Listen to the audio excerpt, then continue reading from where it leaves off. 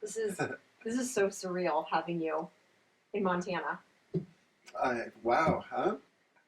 Are you having fun? Yeah, wow, what a place, huh? It's so nice, isn't it? Beautiful. It feels One of peaceful. the most beautiful places on the planet. Yeah. Beautiful, yeah. So I want to ask you something, and it's something I've been struggling with a little bit, a lot. Is getting older, and I'm not old, and I'm not saying I'm old, and I'm not giving up or anything like that, but my practice is changing a little. Yeah, it's going to change more. How how do I not feel? This is really hard. How do I not feel? I don't even know how to put this in words. I feel like people will say to me, "Oh, well now you understand what the real yoga is. Like now, you're going to drop the poses, and the poses have never been the paramount for me. It's never been, oh, I have to get this or get that. It's never been that achievement focused. But at the same time, I feel a little like, there, little woman. Now you're going to get to see what the real yoga is like. And Yeah. I feel like I had a taste, or have been enjoying a taste of what a real yoga practice is. At the same time, I don't want to be written off just because I'm getting older. Yeah, yeah, Do you know what I'm saying? yeah, definitely. Um, phew. the I don't know. It's a very dear subject to me right now. That because I definitely feeling the and it because it's more than a physical process, Mm-hmm. aging, and so it's a consciousness that you have to come to of the temporariness that that things it's passing and so and then what does and so that brings a different quality to practice that and to me it doesn't make the asana less important. Be, it makes it different though. It makes the what you're I don't know. You have to go to this place of funny, kind of funny places. More like what does it actually mean, kind of place. Like what am I doing in this posture now, and and so and that and it's funny how that I don't know the answers that come are I don't know they're not definite. They're not definite, but but I don't know. This kind of humility has to come, and this, like, yeah, I consider it humble. Like I have to become humble because, and not ask for too much. Like in terms of what. So what am I supposed to experience there? Mm-hmm. And it's like whatever it is that somehow it has to be enough, too. And because it's for me, yeah, because I don't know some kind of energy that used to be there.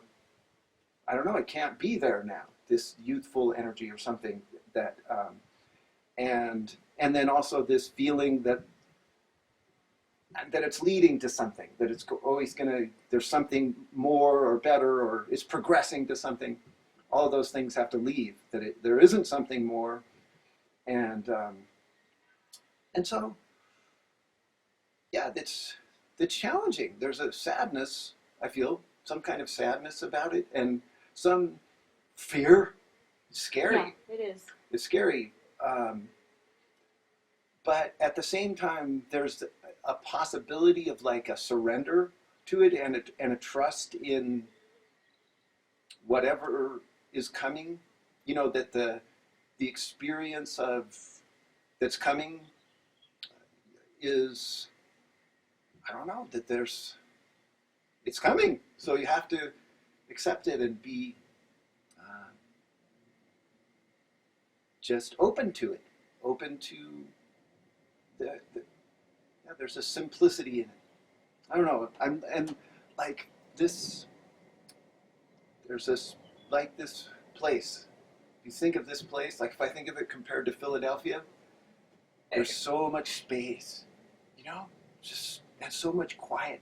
Like that's the feeling of yoga, the interior space that you want to be in more, and that you're ready. You can be ready to be in more as you get older, and that's coming. That space is coming, no matter what.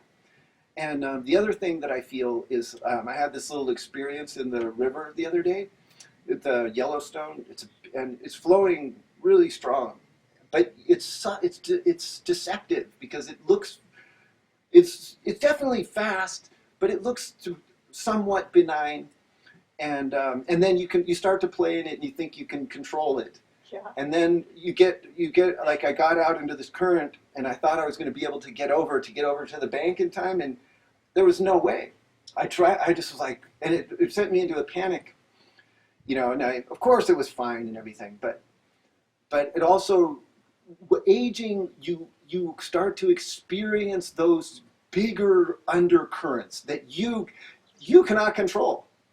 You just can't. And like all the choices that you've been making all along, they have given momentum and force to those currents. But you can't see it when you're younger. You cannot. You just can't. And you also think that you can always change it when you're younger. You can think, oh, I can make a different choice with this habit or this thing. I can do it different. But then as you get older, then you understand the momentum that is happening.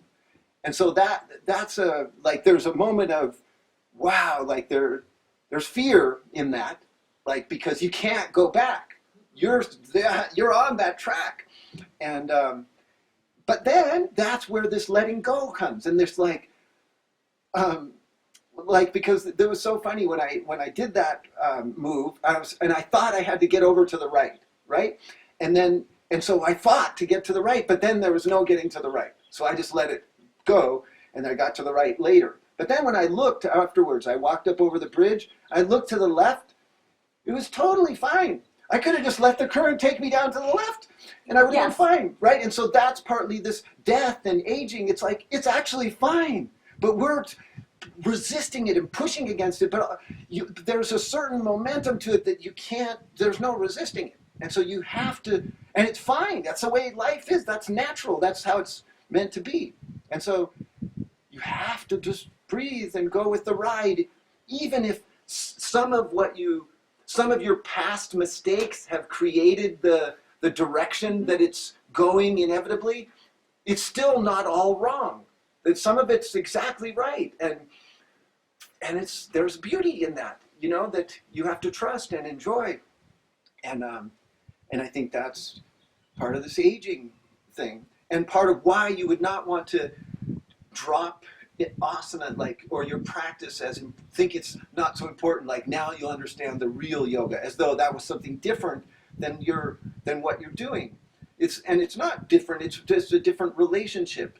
Because you want to stick around actually in that practice, because of that. Now you can't choose how it is. So that means you have to adapt and accept and work with limitation, and that's just equally valuable. And maybe that's what they mean by the real yoga, partly. But then the other thing that comes to me is that there's two people that I put in my mind, and I just keep them there, like this image of guru, and to me it's like mantra and yantra, this repetitive image, and that is Krishnamacharya and Iyengar, because and I feel sad that Pattabhi Jois, he took a vow and left off his practice, so I don't have that image of a practice. I have an image of him as a teacher, but as a practice, you get the photographs, and we were fortunate enough to be alive with Iyengar, and they practiced into their 80s, and they showed you what that can be and how to do it soulfully, and just they show the path that I'm aspiring to, you know, that you can age and and really place value on that practice. So this, and I thought it was funny you did that post on there is no graduation, and partly I don't know. I liked your point on it, but I didn't think it was exactly my point. But it was a parallel point, or maybe it was the same. But the thing that I was saying was like, I'm saying it to Joy actually, that like, because she was, I had her doing this pincha thing with block against her back at the wall. Right. Well, then she was in the middle of the room doing it, and she was like doing the same thing as you. Well, I can do it without the prop. No. But the thing is that that's what I was trying to say, is that the prop is not, there's nothing, it's not a punishment. It's not even that you can't do it. It's its own experience of its own that has equal value. And so that it's not like saying, it's not even saying you're using this prop as a baby step. That's not the reasoning I want you to have. In fact, I want you to have that, well, there's two things. One is that it gives you the possibility of staying in the position. And this is an aging theme. You want to stay comfortably.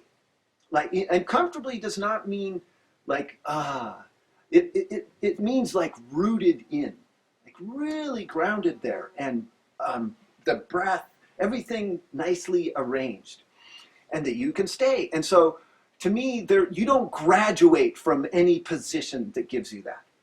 And in whatever means it is.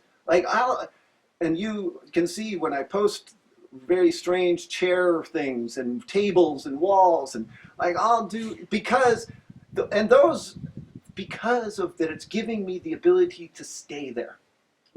To me, I'm a meditator, and that is what a yogi is, and that is what you want. And that's when somebody goes, now you'll have the real experience of yoga. And see, I agree with that. The part I don't agree with is that sitting upright in a position like this is the position to meditate.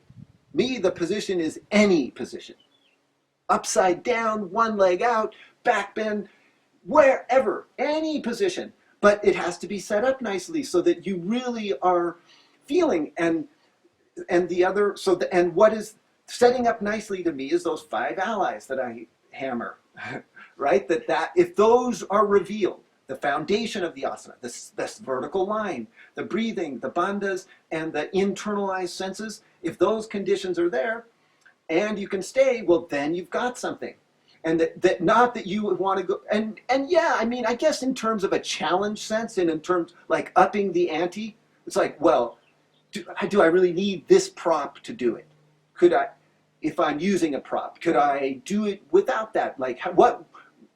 What do I need to activate in my own body to make that happen? And that's a great line of questioning and reasoning to do, but that could take several months or even years to sort out when you're being realistic about it. So you set up the position according to those 5 allies, and you really got it, and you can stay. Then what? See, and that the aging thing, it's there. Those two questions go really together, because just because that's it, that could be seen as such in a way, an empty experience, or not having value, right? I mean, because you're just there then, that's that. But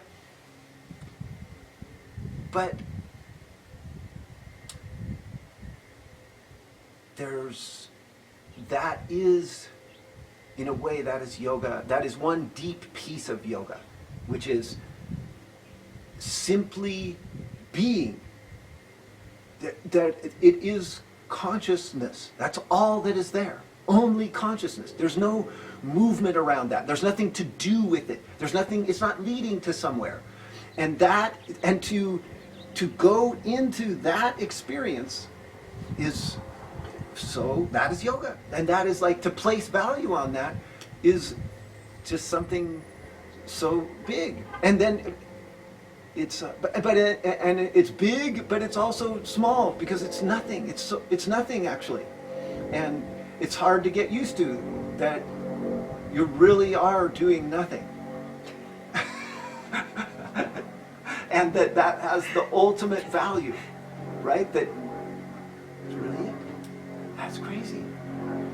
And but it does, it has to sort of inform the rest of your choices. Like when you come out of that, then who are you and what do you value that changes?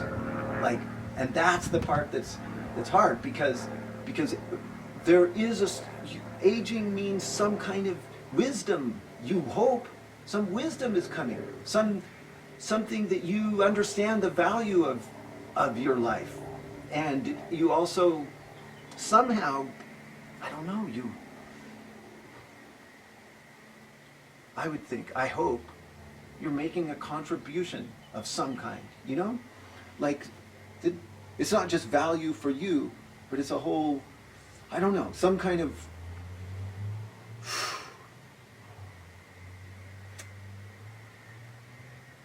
it just carries some weight with it. To do it daily for a long time, and I mean, like, I mean this particular thing, like, really go to a meditation place and be there, because it's almost like, you know how it is when you learn, there's the new, when you kind of get something new going, there's a thrill, and that it has its own momentum. Yeah, it does. Right? And so even becoming still does that. It's like it has its own kind of, wow, that's awesome, you know? But then it also peters out, the momentum that's just based on a charge from it being new. And so to really value that place, that is big. That's a key to what you're saying, that it has to extend out beyond that experience. And I mean, I do think that is what makes us yoga teachers, though. I mean, we want to share that. And so there's nothing better than yoga to have that experience for us, right? And you have to be, so you have to constantly recommit to practicing and to having that experience and to experiencing the value, so then you know what to teach. And so it takes both of those, though, because if you just sit there and criticize yourself, then what? You'll go nowhere with it. But then at the same, if you can't stand to go, David, what's happened? You've got to practice. I mean, there's more to go here. I mean, and all I do, just look at Iyengar, look at Krishnamacharya, just one little moment of thinking about them, and you're just like, okay, get to work, you know? And so, I think there's this little inkling in me that thinks maybe it's time. Like, I think that I went from practicing full strength physically to just stripping. Like, I went from 10 to, 8 to 0. Like, I really, almost like a dropout, almost like dropped out. Like, I don't know. I just, that's what I did. That's how I handled it. And I realized that I think I did myself a disservice by not, I think it was the mental strength that actually failed me more than anything, because if I couldn't go full strength, I went the opposite direction and decided that was it, you know? See, but that's it. So that's it, right? The all or nothing. It's so amazing. That's what I mean. But isn't it amazing how it's so much easier to operate that way on every level, physically, emotionally, mentally, and it's something it's just so hard. It is so hard. Yeah. But partly it's like the bucking bronco. I mean, you just have to either ride the thing, ride the extreme going that way and the extreme going that way, or you get bucked off and then you go back on. And, and it takes a long time for, I don't know, to be satisfied with that middle, and also to even know what that means. And also to be able to handle great quantities of energy. Because partly when you're full on at 8 or 10 or whatever it is, that's so much energy. And part of going to 0 is not being able to handle that energy. I do feel like now I understand why there are people out there who get really angry with the practice, or they almost go after looking for reasons why you shouldn't practice. Like I understand. I think I have actual compassion for, I'll read different blogs that sound almost angry or accusing, and I so think, what's your I think I conclusion understand. about it? What do you understand? When you realize that it justifies dropping out. Mm-hmm. It does. I mean, if you can find something wrong with what you're Yes. doing, or that it's villainize it, or make it into the villain, then I can excuse myself from it. Yeah. And I don't have to try, because it's so hard, because I feel like half the time on my mat I'm battling me, my tendencies, my thought patterns, my way of moving or thinking. That's what I'm coming up against over and over and over. But see, Peg, this is what I'm talking about the aging, this compassion, this acceptance of small things. Because, so if you play it through, like, it's only if you play it through multiple times that you get it. Like, because you can find fault with any method, anything, and then you drop it.